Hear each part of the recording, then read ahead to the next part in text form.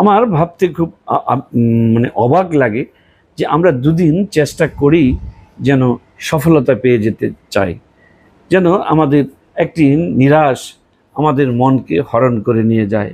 আমি কি বলি জানো, জীবনের প্রতিটি ক্ষেত্রে একটি সুনির্দিষ্ট সময় নিয়ে শৃঙ্খলার সাথে এগিয়ে যেতে হবে।